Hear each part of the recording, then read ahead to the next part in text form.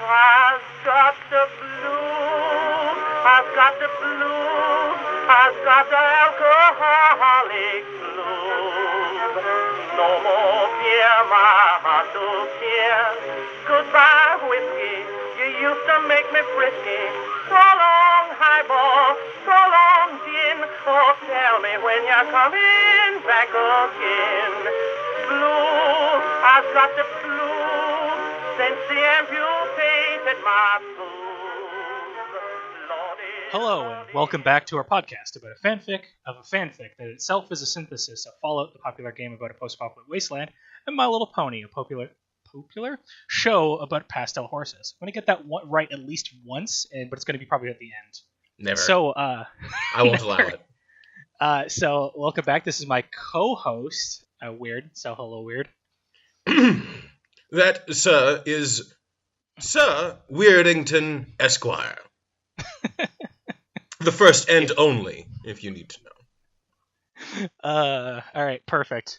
Yeah, hey, welcome back. We made it to episode 3. So we're going to be doing something a little bit different this week because this chapter is kind of short. So I've decided to mush chapter 3 and chapter 4 together, which you'll probably see in the podcast title description. So we're going to probably be going a little bit long. So hey, more content for people who enjoy that, and it just means more work for me. So who cares? So I do. I'm concerned for you. Your health and enjoyment of the effort. I will die on my own terms. Thank you very much. So last time recap. Weird. What did we learn last week? Okay. All right. So, Blackjack, the slacker cop, daughter of the chief of security in a Vault-Tec stable, had escaped a massive raid on destroying the vault with the assistance of P21, the gigolo slave and stud who is always right. They're fleeing Immortan Pony because he wants the Maltese EXE, which has been downloaded onto Blackjack's Pip-Buck. and I can't help but imagine it has antlers. And so that's recap of previous recap. The two of them hang out in the Applejack's family's barn, which has been ruined and irradiated, and we spend some time reminiscing about how great the fanfic that this fanfic is based on is. P21 spouts some sort of weird, grotesque MRA shit, and Blackjack nods approvingly because P21 is sort of the author surrogate, the mouthpiece, who is right, who turns out to be right about everything in the end. That was weird. It was weird. Then there's a hostage situation in a school wherein tiny baby nihilists are being held at gunpoint by a berserking cannibal who is willing to listen to terms rather than just immediately eating them for reasons that are not well understood. Oh, I've skipped ahead of we have a secondary stud, wherein the moral of last week's tale is a little bit confused. There's a unicorn, U21, a unicorn, who's been I've forgotten one of my favorite words. Who's basically been a collaborator with the invaders, and our heroes beat back the arm of the reavers that are chasing them. Blackjack is about to kill U21 for his treachery. But P21 reveals that he has a long-standing beef with Blackjack for having killed some other compatriot of his.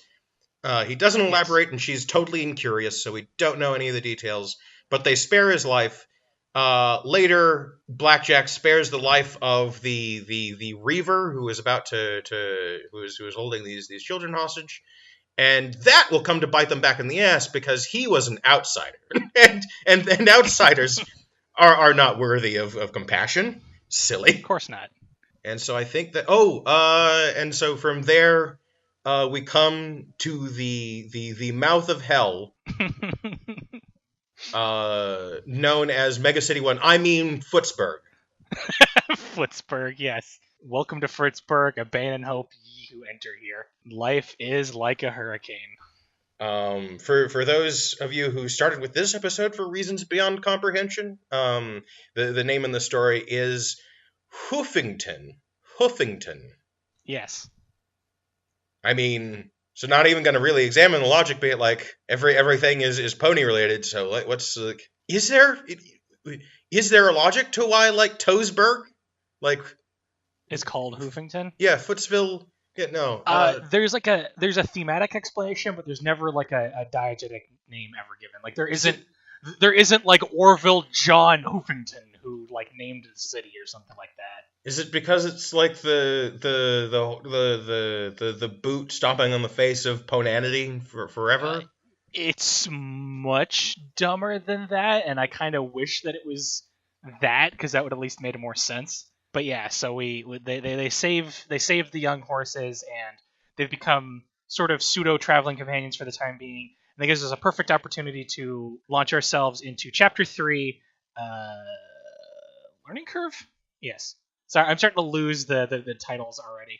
But anyways, so we start sort of background introduction as they're hanging out in the school for a little bit before they get going. We're given some of the backstory of the story proper, because they find a bunch of propaganda posters that carry a bunch of the visages of the various ministry mayors, which are the people who ran the like 6 arms of the monarch government. We get a very, very quick summary of the Apocalyptic War, which is wrong, and I'm not sure if that's intentional. To wind back a little bit without going into too much detail about this, because we got lots to do today. The war, like the apocalypse that caused the setting to exist as the way it is, was a war of resources between ponies and zebras, which are a stand-in for the Chinese from Fallout, which in themselves are just sort of generic commie foreign aggressor characters. Zebras in the show kind of represented a concept of an othering, and this fanfic took that whole cloth and made all the zebras an empire that wanted to destroy them for some reason.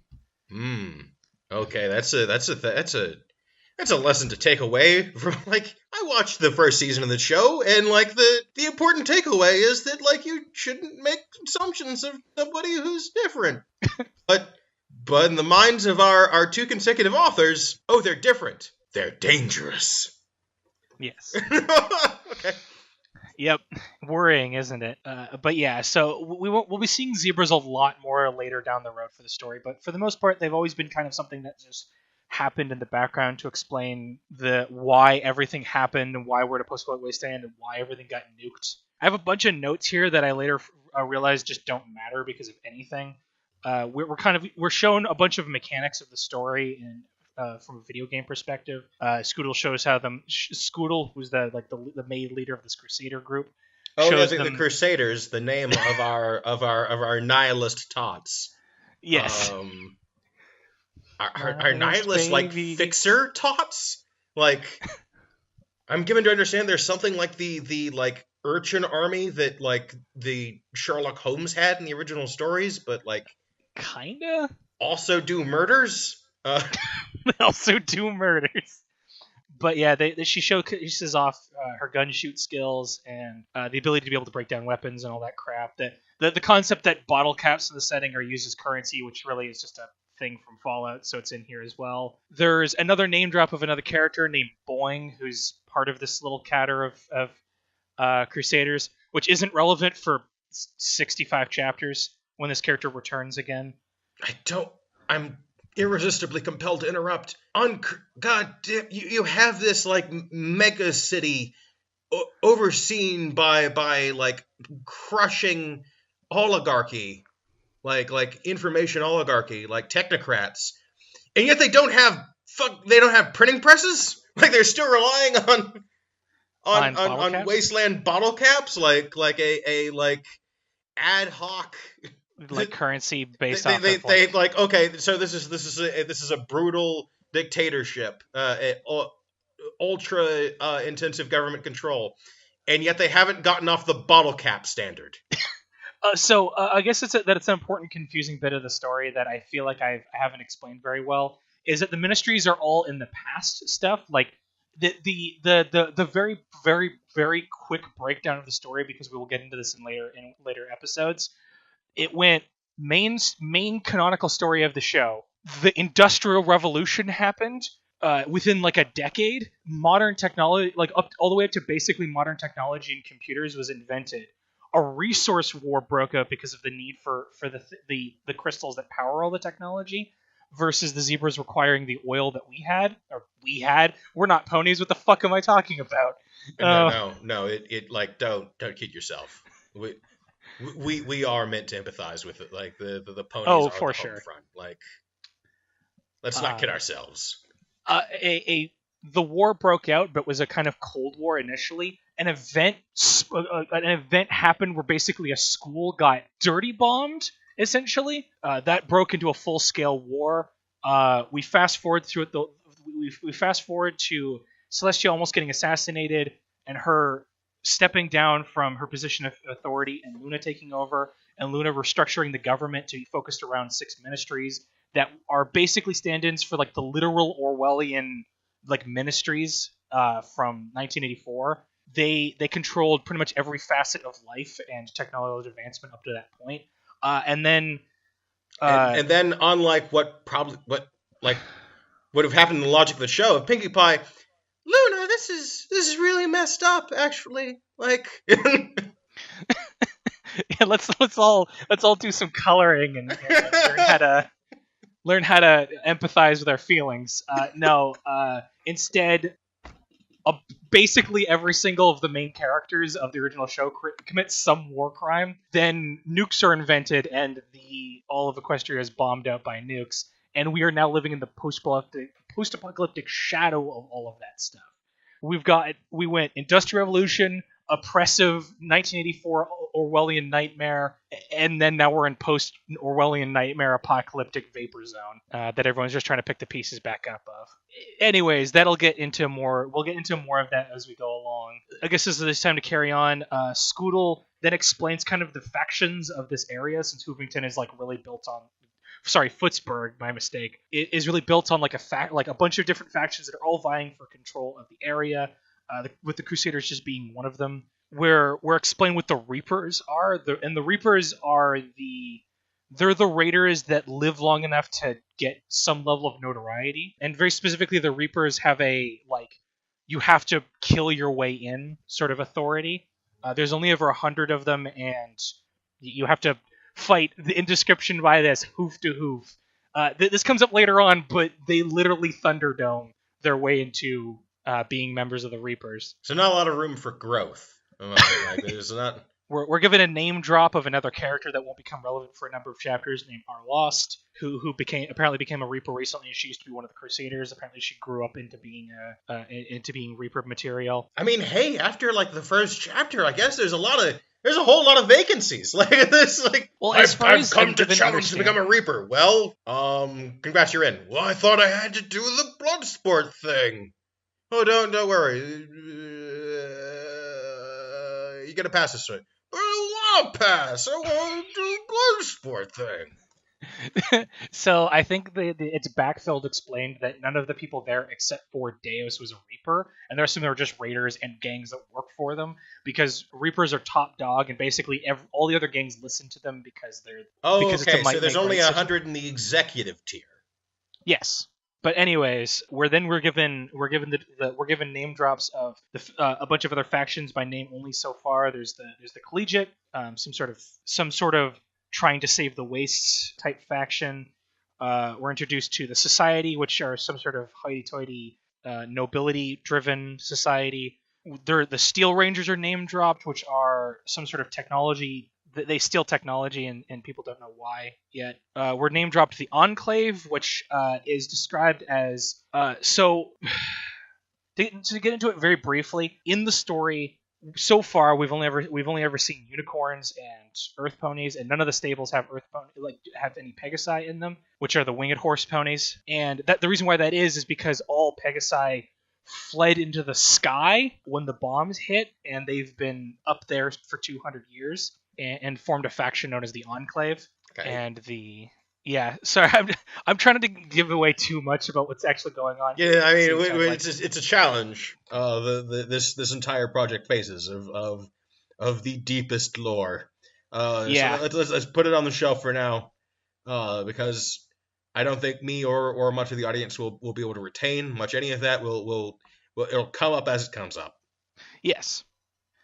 We're given one last faction, which are the ghouls. Ghouls are essentially, in this setting, ponies that had been exposed to a high density of the radiation in the setting, and it didn't kill them. It mutated them instead, and they are now sort of immortal zombies that heal from radiation. And very small contingent of them maintain their their sentience, but the rest of them devolve into basically animalistic zombies. We're given one last big lore dump, because there's a lot of lore in this particular chapter. Like, this chapter, part of the reason why I wanted to cut through this chapter really fast is that really only what happens is a lot of this lore dump and then one major event.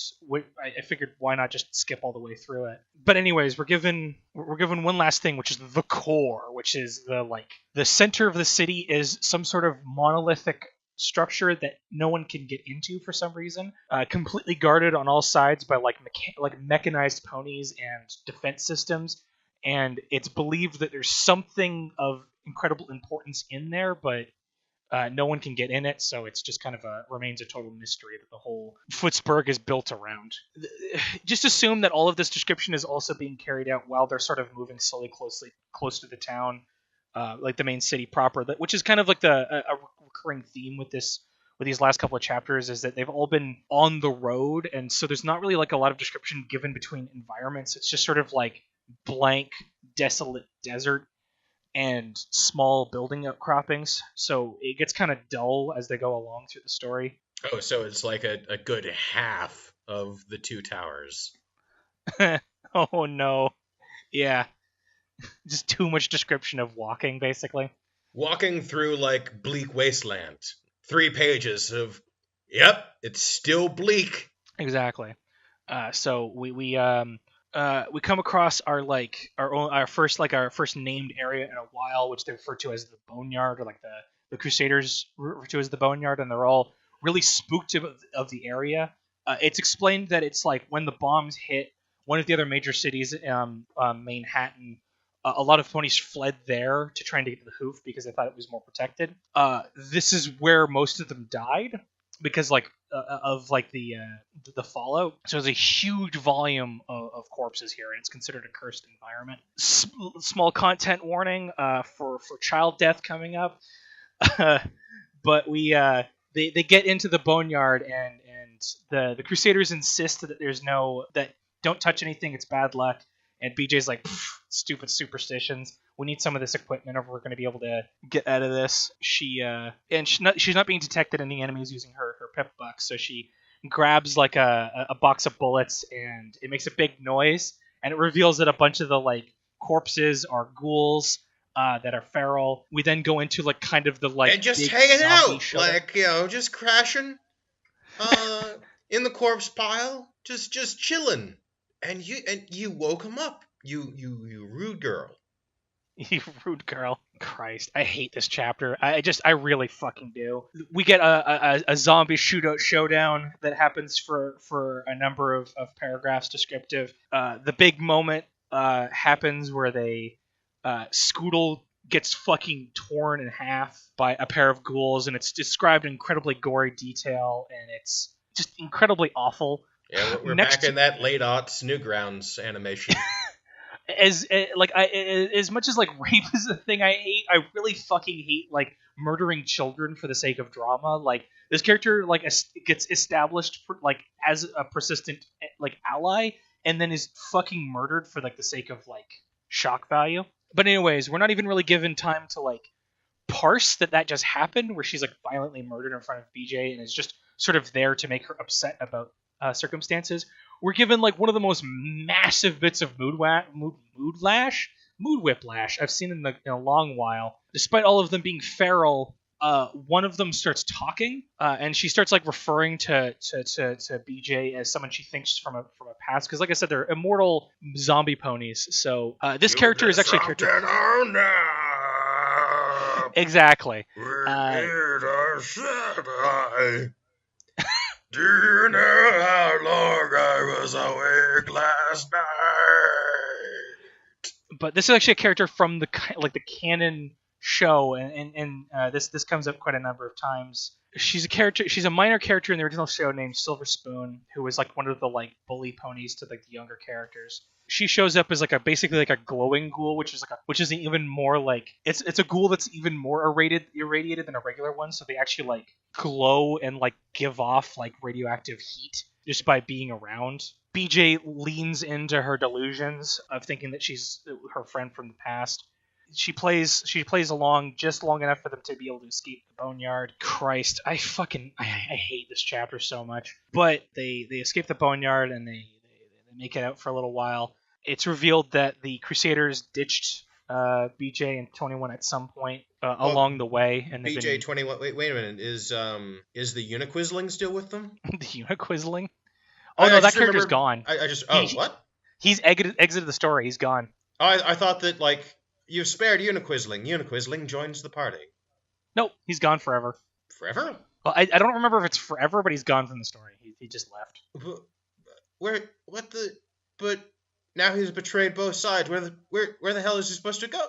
Okay, all right. I don't know. Away. I don't know. The author doesn't care. Well, I guess I don't either. Cool. Yeah. But yeah, the Crusaders ditched them because, of course, they killed one of their members, and they don't care. And here where I get to be like really, really deeply frustrated with the story because it sets a really, really, really, really bad precedent, and also sets like the tone of the story's interpretation of like how to handle grief, which I'm really not a fan of. BJ has a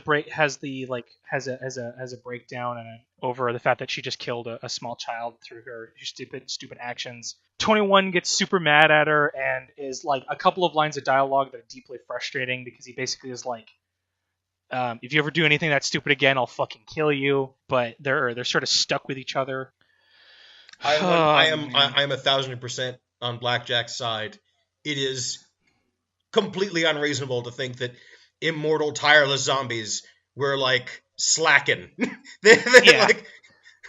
Well, also they didn't show up on her radar, like magic radar that shows enemies. So like. Yeah, like she was operating on the best information she had. Fuck you. Fuck you, 21, and vicariously somber. They cart themselves off to like a small campgrounds after this happens because it turns out that BJ got super duper sick from radiation poisoning from being exposed to Silver Spoon for so long and is actually just dying now. And 21 is basically doing everything in his power to like nurse her back to health while that's happening. And while that's happening, she's having like she's drifting in and out of sleep and having horrible nightmares related to Scoodle's evisceration. Conveniently, as this happens, Watcher's little spy bot like floats by and is basically like, "Hey, so you fucked up. Well, is this going to be the end of you? Like, are you just going to quit now? Are you going to give up because you killed one character?" Like, he basically he does that thing I fucking hate, which is that like it's like, oh yeah, you think it's bad?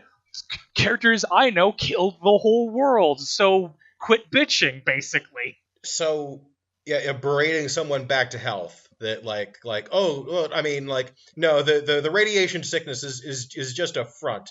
Is just the excuse you're giving to lay down and die of grief. Yeah. It reminds me of like, so I've become slightly less a fan of Guilty Gear over time, but one thing that will always remain in my heart is there's a scene in one of the games wherein the sort of like Ryu equivalent, the sort of protagonist character of the series, is being erased from existence due to a time paradox, and like someone's making fun of him for it, and like it's like, are you just gonna give in to like the paradox? Like, are you just like gonna fold? Well, I'm a big baby. I'm gonna stop existing just because I like I've been written out of history. What a really stupid thing to say. Well, it turns out that in one of the alternate like story paths. He's right. Like Oh, Soul powers through it. do the power. Like it's just like gets a second wind and insists on being in So spite of that being impossible.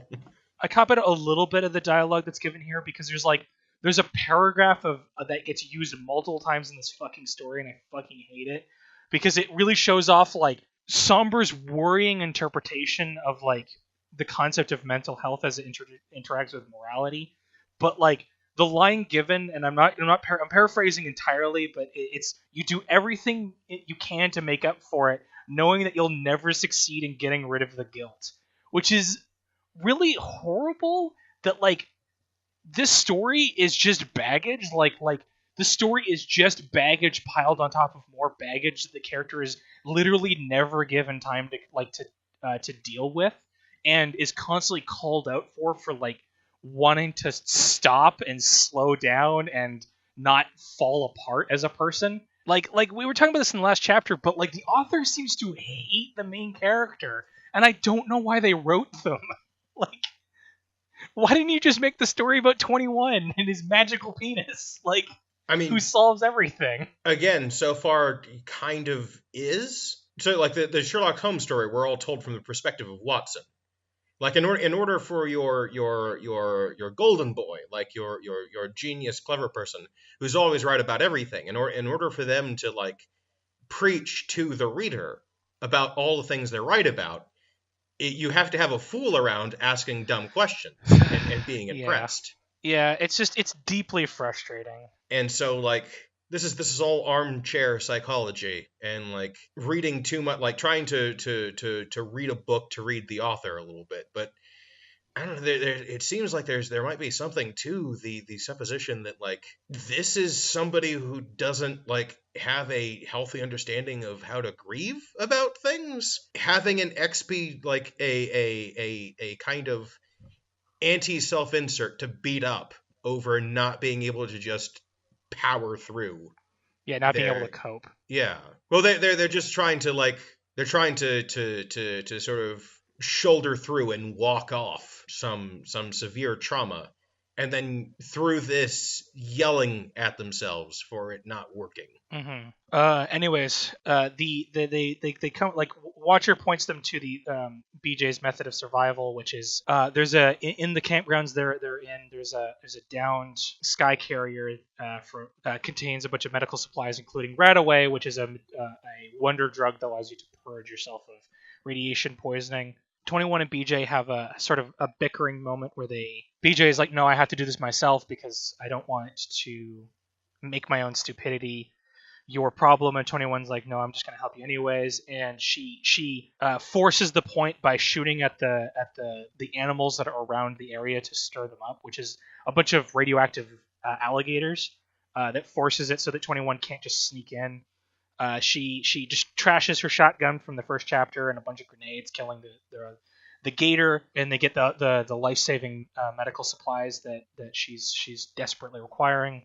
And this is where we get into like another fuck this fucking chapter moment of this part where 21 has what I'm going to describe as a misery pissing contest with BJ, where 21's like he gets frustrated with her because he's like, I hate that you're making decisions for me because my entire life has been about being like having decisions made for me because I'm the slave gigolo. Which I mean is fair, but the counterpoint to that he makes is that BJ has no grounds to complain about because her life was just boring.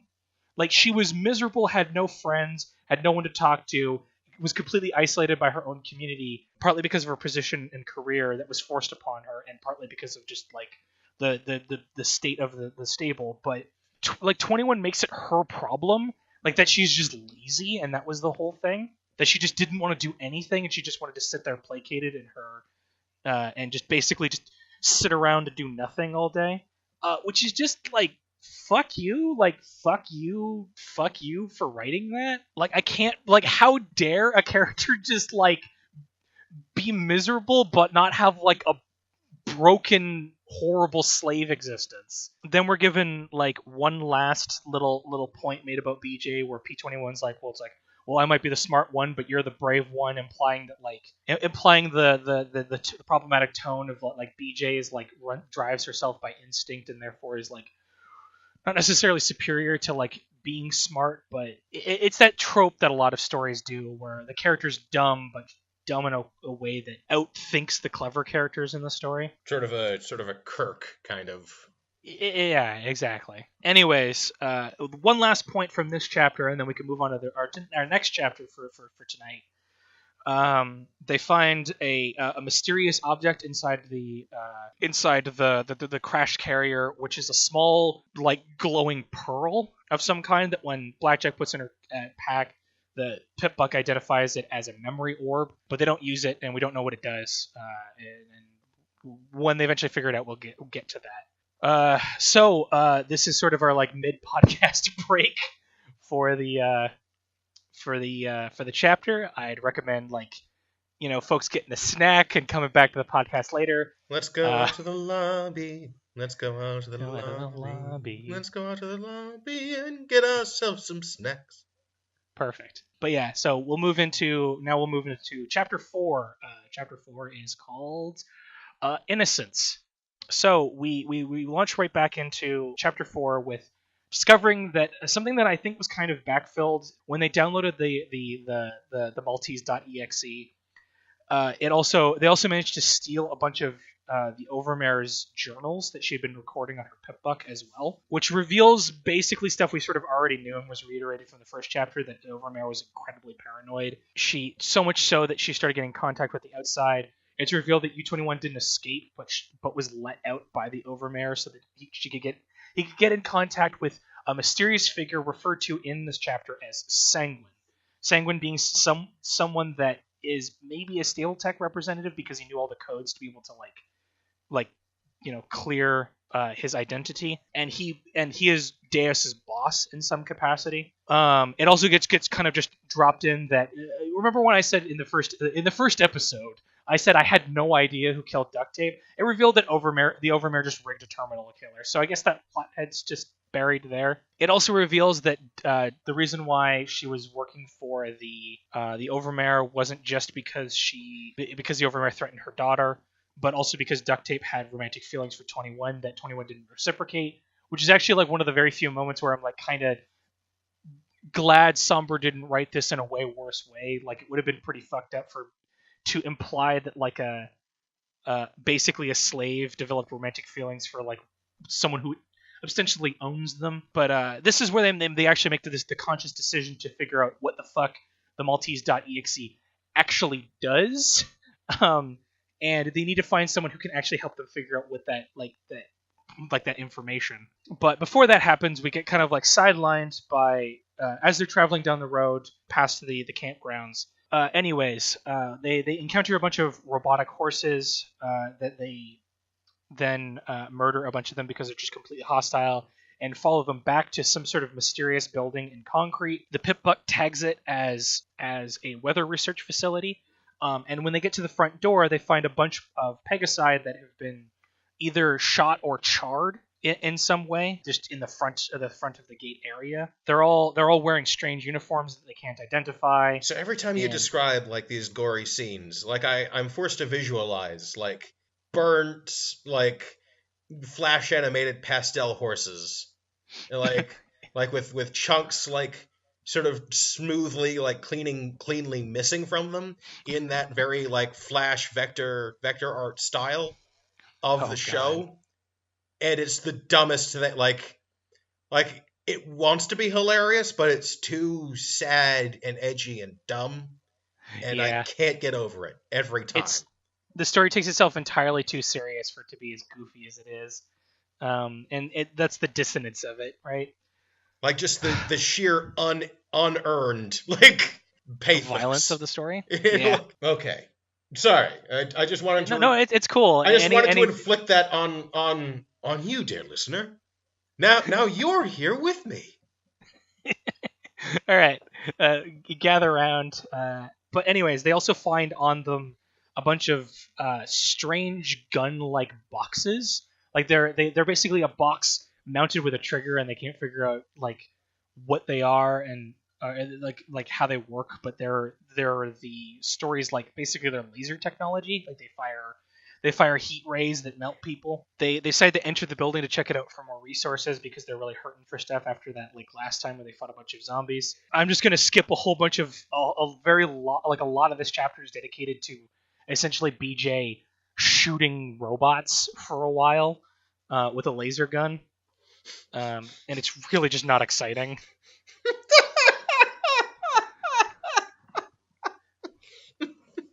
I mean, my first impulse is to say, "Wow, what an extraordinary failure as a writer! You couldn't make that exciting." But of course, like the way stories work is that it really can't be exciting unless there's like actual stakes involved. Like this is just another like cuts No. like say a line by line description of something that might be fun to do in a video game. Yes, exactly. A lot of stuff just doesn't matter, and it really could be chaffed out of the story, but like the author just included it because like what else are you gonna do besides shoot robots? But yeah, they tour through the facility, which is some sort of weather research station, and underneath a panel behind a crawl space, they end up finding the lone survivor of these Pegasus ponies, who upon BJ finding her in the little shaft, she immediately panics and shoots BJ in the face. Luckily, that was with warm tickle bullets and not real bullets, and the laser just kind of grazed her and didn't melt her face off like it should have. They managed to calm down this Pegasi after a few moments of coercing. As 21 is getting her out of the vent, he mentions to BJ that she should check on her appearance because he noticed something that was weird.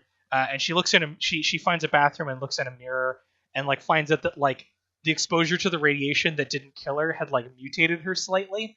So now her eyes glow yellow. No, they're orange. Sorry, which isn't important, but whatever. Her eyes glow orange whenever she's slightly irradiated, which allows her to see better in dark circumstances. That's really important. But there is an awful lot of things in the story where the character physically changes. So it's just kind of fun to mentally catalog all of the times the character gets some dumb new thing that gets added to their description. So first modification, glowy eyes, which is one of those like, oh no, I've been deformed. Now my eyes are really rad. I can never be seen in civilized public again with my rad glowing eyes. My cool eyes that think it makes everyone think I'm super awesome. Yeah, it's I've been mutilated. I'm a mutilated horse. With my glowing eyes. How can I ever go on? But anyways, they calm down this Pegasi to have a small conversation with her. But she they basically they decide to let her go because she's not really doing any harm to anyone, and she runs off, but not too far, as she gets stopped by the charred pit of horses in the front yard that used to be her friends. This is when we get the proper reveal that through audio recordings we get revealed that when the bombs hit, the Pegasi escaped up into the sky, and they closed up the sky behind them because it's a thing you can do in this kind of setting. It name drops somewhere called Thunderhead when they do that. But anyways, they so the audio recording draws out the survivor Pegasi back to the room that they're in because she wanted to argue with a long dead recording. She argues that the Enclave were doing in their best interest to save the maximum amount of Pegasi by flying up into the sky and abandoning the ground after it got nuked. She's part of a volunteer corps that got started, which kind of implies that Enclave is sort of a very militaristic society. But yeah, she joined a volunteer corps that was created after a bunch of protests that happened of Pegasi wanting to come down to help, and because they're trying to restore contact with the surface is the primary goal of this volunteer corps. Her name is finally dropped, Morning Glory. Nostalgia might be tempering this, but she was one of my favorite characters in this story, so we'll see if I hate her now. That'll be a fun ride. But yeah, her entire volunteer corps ran into a bunch of raiders who murdered them and cannibalized them or stole their guns and melted them. There's sort of a point made despite BJ being an idiot, her internal monologuing being like, oh yeah, of course, this volunteer corps was probably set on a doomed mission because they clearly didn't want them actually accomplishing anything, which is why they were sent like bogus firearms and crappy uniforms that weren't really going to protect anything, which is a shocking amount of foresight coming from a self-described idiot. BJ then makes a bid for trying to get revenge on for the dead Pegasi and also wipe out the raiders that they've been killed. Morning Glory kind of is resistant to the idea because she's kind of a pacifist, but joins the party basically out of like fear. So yay, we got another member added to our party. We've got a Pegasi named Morning Glory. Yay. She might be terrible. I'm worried. Well, you know what they say about optimists? Living in a state of perpetual disappointment. Pessimists, however, are allowed the occasional fleeting surprise. So I can't wait to find out. Yeah, I'm excited to see. It's one of the core mysteries of our podcast. Will this character turn out to be an anus? Well, they suck. There's one last detail that I forgot that I wanted to bring up because upon reading it, was like baffled by its description. When she first speaks to them, she's described as having a soft, buzzing drawl, and I asked a bunch of people. I don't know what that's supposed to mean accent-wise. Like surely since Somber is working basically from the story from the original the canon, like does they mean that they're like southern? Because like to imply that like Pegasi are like kind of go like a southern draw, or is that supposed to be more like a drawl is something along these lines, and for it to be buzzing. Well, here up in the nose region, with a sort of wasp-like buzz, so she would sound something like this, based on that description. Oh, God. Oh, that's so horrible. So regardless of what Morning Glory's personality winds up being, this is something like her voice. Oh, that's so dreadful. Oh man. So yeah, that's our new character's accent, I guess, is a soft, buzzing drawl, which I don't think is a thing that makes any sense. Christ. What are you talking about? I'm demonstrating it right now. It's a perfectly viable way for a voice to sound. It's annoying, I'll grant you that. God. I sure hope that our listeners desperately want to kill me, because I wouldn't blame them. Christ. We're given a little bit more of a description of Morning Glory. She was some sort of student military. It's Christ. It's her backstory is incredibly convoluted, like everybody else's. But like Morning Glory, like to make a long story short of Morning Glory, she was basically like she's technically a doctor. She also has a bunch of technical engineering skills because no one can just be one thing in this kind of story.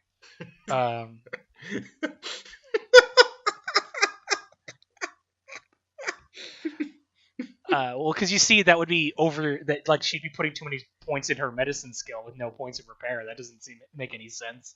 It's literally she's a professor of sciences. It's literally the only kind of problem that can only come up when you're writing your story as a video game first and then a story second.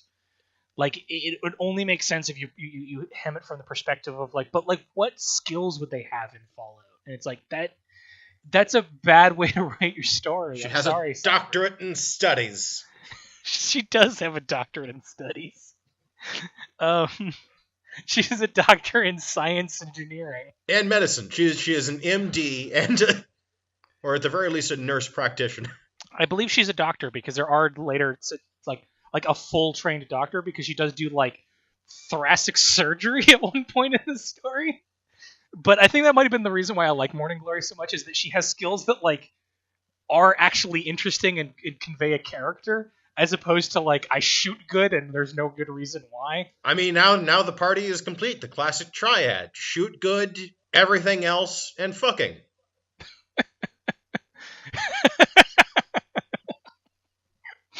Oh man, you have no idea how right that is. So the fighter, the rogue cleric, and the bard. But a fundamentally anti-charismatic bard, which is a twist. Well, it's more the problem that 21 is like charismatic in that way, where the writer will write a line of dialogue that isn't very good, but everyone else will go, "Huh, that's a really insightful point, 21. I will take that under consideration." Oh no! Like a character, like characters often make really broad platitudes in the story, and 21 is full of them. It makes for a character who sounds smart on the surface, but like is basically just fortune cookie nonsense a lot of the time. Anyways, like one last point, which we're just gonna go through real fast. We have our showdown at the donut shop where they fight off the rest of the raiders who had stolen all of their like laser guns. We're shown off a battle saddle for the first time proper in the story, which is I've mentioned it in maybe episode 1, but like Morton Pony has one built into his exoskeleton. Yes, but normally they're just a saddle. To surpass Metal Gear. You have no idea how like on point all these like Metal Gear illusions are. All these Metal Gear illusions have just been me like doing a shitty David Hayter impression saying Metal Gear. But that's like Metal it's real. Gear. It's really real. All right, I've just so Raiders donut shop. They murder this battle horse in an incredibly anticlimactic fight. It's revealed that Morning Glory can at least shoot halfway decent because she was given like a 2-week military boot camp course before going down to the surface. So she can't shoot as good as BJ because BJ is just a natural talent for it. But Morning Glory can still at least hold a gun.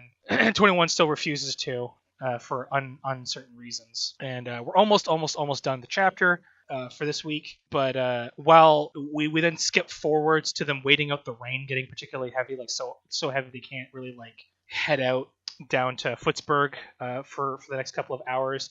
So they decide to flip through the radio stations because BJ is hopeful that she might be able to pick up the stable's internal radio station. But instead, she picks up listening to a radio track that then jumps into a, what's the term for it? Like shock jockey? Like one of those like, hey, yow. That's a shock jock. That's Jimmy D. That's Wolfman Jack on your morning radio. That's yeah. So we're giving our what's up, you cool cats? Yeah, we got some golden oldies here for you. But yeah, we're giving our wolf pony Jack. Fuck it. A character named DJ Pony, which is a stupid fandom thing that leaked into the story, and I fucking hate it. Anyways, it's some sort of masculine pony who's shock jocks, but also announces things that are happening. Pony has got to be the weakest, like, given all the like that is so weak. I just have to stop to like not DJ Death Defying or like there is a tradition of like post-apocalypse shock jocks who refuse, like, in spite of the end of the world, refuse to get out of the booth, and they all have cool names, and yours is DJ Pony? Well, the problem with it is it's a callback to, like, not even the show, but the fucking... Wait a minute, within the premise of the setting, he's DJ Human! Well, it's also PON, the number 3. Because it's like a dead mouse thing, because it's a reference to a stupid thing in the fan community that named a character who didn't have a name in the original season. So they're like, well, it's DJ Pony because it's like a dead mouse sort of situation. And that stuck as a name for the fan community, and then it infected this story through the original one, and it just carried on because there's no level, like, there's no creativity, like there's a shocking lack of creativity on Sombra's behalf for a lot of things, where he'll just include stuff from the original story, not really as even like homages, just kind of like lazy, I just want this also in my story. I mean, they're not being paid, so like more power to them, honestly. Like I shit on shit on our author a lot, but in this case, you know what? Go ahead and have your DJ person. He's like, this is DJ. Man, how are you doing in the wasteland today? I'm doing well. I hope you are too. Here's some easy listening. So I guess I'll finish off this paragraph where it gets much dumber. So we get shock jocked the description of the raiders that BJ and crew just took out, and is like, yeah, keep up the good fight. You're doing good, but refers to just BJ and refers to her by a nickname of the Security Mare, which becomes her sort of de facto title in the story.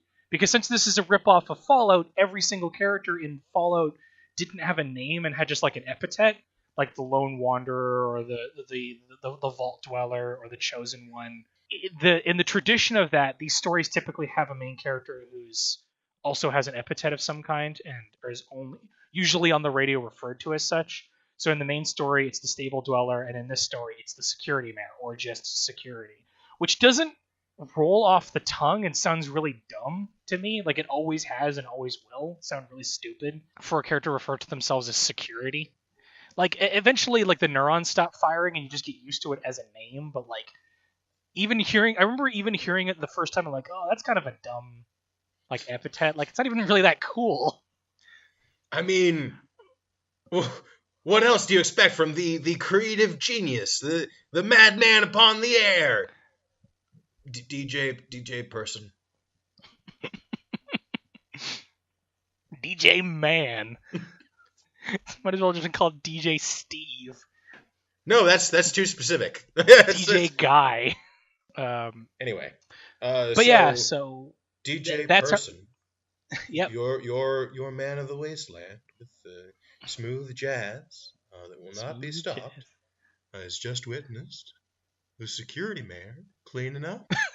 Let's give it up for him, folks. So let's give a slow, respectable golf clap for that. Fine effort. Anyways, so that's our ep. It was kind of a jumble because I had to try and cover 2 chapters, but I promise you that I didn't really leave anything out besides like just long. We didn't miss something at the top, which was what was last week's perk. Oh, last week's perk was telekinetic precision. A consistent thing with BJ's that like, a relevant thing. You did you rolled a critical on replugging that grenade pin, like putting the spoon back in. Putting the stem back in that apple. But yeah, so she has really strong fine motor skills with telekinesis, basically. Now you get to guess two in the same row, but they're really related. Basically, one's a carryover from the one chapter into the next. But yeah, that's our episode. Remember to write us a review on iTunes because we're on there now. Validate us. We need word of mouth. Make words come from your mouth about the podcast. Direct people to us, and no, seriously, like put like it is not hard. Go to the iTunes stores. Just one click of a button can give us 5 stars, and if enough of you do that, the algorithm will recognize our existence. Yes, eventually we might be able to get paid for this. That'd be super nice. I mean, but first, like anyone at all has to know about it. Like we have to be findable, and we rely upon you and your validation. All right, so validate us. I guess that leads us into next chapter. Coming up is chapter 5, work. We're gonna start getting into like the meat and potatoes of the story after this. This was basically all these last 3 episodes was kind of a preamble to actually getting into the apocalypse proper. Get ready for that. Well, now that we've got a new hero. Sorry, I left out some of the buzz in that. We gotta remember to speak basically through my nose every time I embody the sweet, seductive voice modulations of Morning Glory. All right, well, you want to play us out? You want to play us out weird? No, I think Morning Glory will do it for us. That there is fire. and the other one was Sir Whittington Esquire, and this was all a terrible mistake.